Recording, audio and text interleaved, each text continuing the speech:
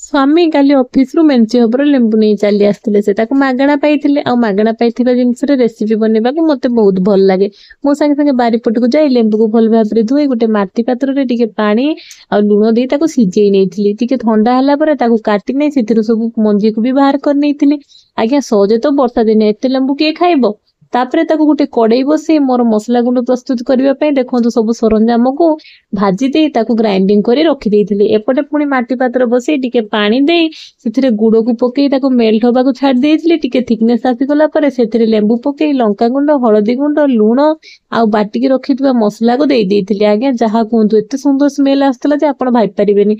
एपटे सुखा लंका और रसुण को देखो ग्राइंडिंग करी गोटे पेस्ट बनैथिली। कड़ई रे तेल बसई ताको टिके भाजी नैथिली ताकू पुणी से आड कर देइथिली। जहा कहतु ए आचार सबुठु सहज और बहुत कम टाइम रे जाई थे। वर्षा दिन रे लेंबू न खाइले ए रेसिपी बनांतु आ घरे बसी तार मजा नियंतु। ये बहुत सहज और वर्ष सारा मध्ये रही जिवो। आपण माने निश्चय ट्राई करु।